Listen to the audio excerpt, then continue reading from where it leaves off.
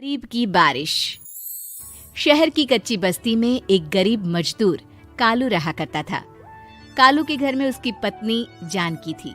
जानकी लोगों के घरों में झाड़ू पोछा करके कुछ पैसे कमा लेती थी और वहीं कालू किसी तरह मेहनत मजदूरी करके 2 वक्त की रोटी का जुगाड़ कर लेता था। कुछ दिनों से हो रही बारिश के कारण कालू की मजदूरी बंद हो गई थी। अरे जानकी, इस बार तो बरसात ने हद ही कर दी, रुकने का नाम ही नहीं ले रही। कुछ समझ में नहीं आ रहा, अगर इसी तरह काम पर नहीं गया तो 2 वक्त की रोटी का जुगाड़ कैसे होगा। अरे तुम चिंता क्यों करते हो, बारिश का क्या है, 1 आध दिन में रुक जाएगी और उसके बाद में फिर से काम शुरू हो जाएगा।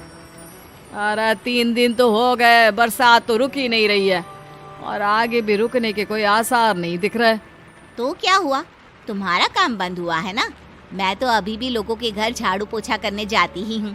मेरे पगार से कुछ दिन तो निकल ही जाएंगे। अरे घर का खर्चा तो हम किसी तरह चला लेंगे जानकी, लेकिन ये जो छत टपक रही है इसका क्या करेंगे?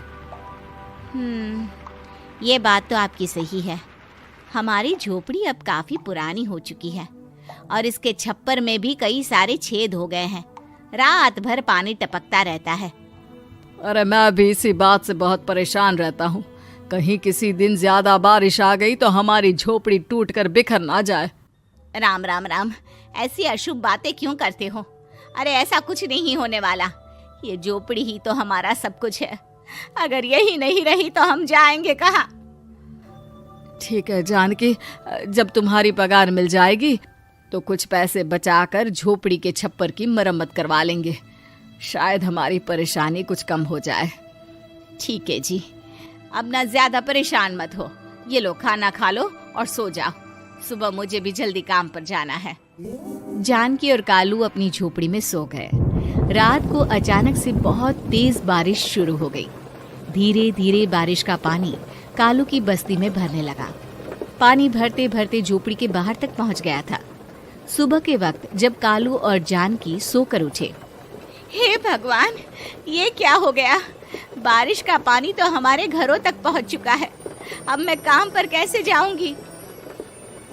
रहने दो जानकी, तुम आज काम पर मत जाओ। ऐसे पानी से निकल कर जाओगी और बीमार पड़ गई तो लेने के देने पड़ जाएंगे। लेकिन अगर नहीं गई तो मालकिन लोग नाराज हो जाएंगे। आप जानते हैं ना, बड़ी मुश्किल से 1 दिन की छुट्टी भी नहीं देती है। अरे लेकिन जानकी, झोपड़ी के बाहर तो पूरी बस्ती में पानी भरा है, तुम जाओगी कैसे? जानकी जैसे तैसे करके काम पर चली जाती है, लेकिन अगले दिन फिर से बहुत ज्यादा बारिश होती है और बस्ती में ज्यादा पानी भर जाता है। आज तो मैं तुम्हें किसी भी तरह काम पर नहीं जाने दूंगा। अरे अगर तुम्हें कुछ हो गया तो क्या होगा?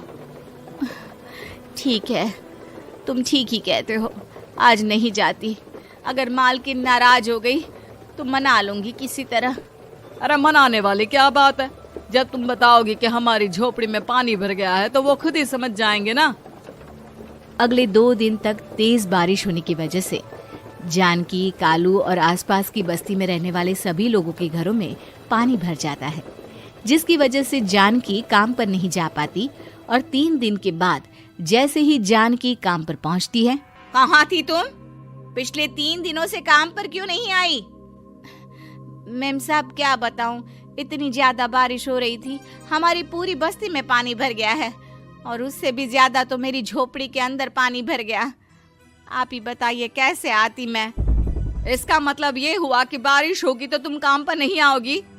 ना ना, मेरे कहने का ये मतलब नहीं था मेम साहब। तुम जानती भी हो 3 दिन से कितनी परेशानी हो रही है मुझे। सारा काम मुझे खुद करना पड़ा। माफ कर दीजिए मालकिन जी, पर मैं क्या करती, आने के लिए रास्ता ही नहीं था, सब जगह पानी भरा हुआ था। बहाने तो तुझे बहुत बनाने आते हैं। जानकी देख, अगर अगली बार ऐसा किया ना तो फिर काम से हमेशा के लिए छुट्टी। अरे ना ना मालकिन, ऐसा मत कीजिए। बारिश की वजह से मेरे पति की मजदूरी भी छूट गई है। बड़ी मुश्किल से घर में 2 वक्त खाने की रोटी का जुगाड़ हो पाता है। आप मुझे काम से निकाल देंगे तो हम क्या खाएंगे? अगर इतनी ही चिंता है तो फिर रोजाना काम पर आया करो। चलो अब जल्दी से जाकर घर का सारा काम करो।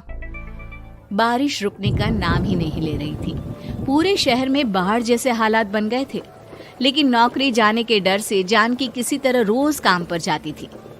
एक दिन जब जानकी काम करके अपने घर लौट आई तो अचानक उसकी बस्ती में कुछ लोगों का शोर सुनाई दिया। अरे लगता है बाहर कुछ हुआ है, मैं जाकर देखता हूँ। हाँ, पता तो कीजिए, ये बस्ती में लोग इतना शोर क्यों कर रहे हैं? बाहर जाकर कालू ने एक आदमी से पूछा। अरे क्या हुआ भाई, इतना शोर क्यों मचा रहा है? अरे क्या बताए भैया, अपने बस्ती के बाहर एक पुल टूट गया है और वहाँ पर एक कार फंसी है। थोड़ी देर में अगर किसी ने नहीं बचाया ना तो वो कार पानी में बह जाएगी। ये क्या कह रहे हो भैया, कार के अंदर कोई है क्या? हाँ, कोई औरत बैठी है, अकेली है, बहुत रो रही है बेचारी, मदद के लिए बुला रही है। अरे तो हमें जाकर उनकी मदद करनी चाहिए ना। अरे लेकिन इसमें बहुत खतरा है, हमें अपने आप को बचाना चाहिए, पानी कभी भी हमारी बस्ती की तरफ आ सकता है। अरे तुम्हें नहीं चलना तो मत चलो, लेकिन मैं तो जाकर उस औरत की मदद जरूर करूंगा। कालू उस जगह पर पहुंचता है जहां वो औरत कार में फंसी हुई थी। वहां पर पानी का बहाव बहुत तेज था और सारा पानी कालू की बस्ती की तरफ ही आ रहा था। कालू ने एक बड़ी सी रस्सी को पेड़ से बांध दिया और दूसरे सिरे को कार की तरफ फेंक दिया और उस औरत को रस्सी के सहारे बाहर आने के लिए कहा। तभी वहां जानकी भी दौड़ती हुई आई। अरे ये तो मेरी मालकिन है, जिनके यहाँ मैं काम करने जाती हूँ। अरे मैडम जी, आप डरिएगा मत, आपको कुछ नहीं होगा। आपकी गाड़ी को भी मैंने रस्सी से बांध दिया है। थोड़ी देर में पानी का बहाव कम हो जाएगा, फिर हम आपकी कार को भी बाहर निकाल लेंगे। क्या तुम जानकी के पति हो? हाँ, जानकी मेरी ही पत्नी है, आपके यहाँ काम करती है ना। लेकिन मेम साहब, आप यहाँ पानी में कैसे फंस गई? अब क्या बताऊं, मैं अपनी सहेलियों के साथ पिकनिक पर गई थी, वहीं से लौट रही थी। अचानक पानी का बहाव तेज हो गया और मेरी गाड़ी फंस गई। अरे कोई बात नहीं मालकिन, अब ना आप बिल्कुल सुरक्षित हैं। मैं तो बहुत बुरी तरह डर गई थी, कब से मदद के लिए चिल्ला रही थी, लेकिन कोई मेरी मदद के लिए नहीं आया। भला हो तुम्हारा पति का जिसने मेरी जान बचा ली। लेकिन जानकी, मैंने तुम्हारे साथ बहुत गलत व्यवहार किया।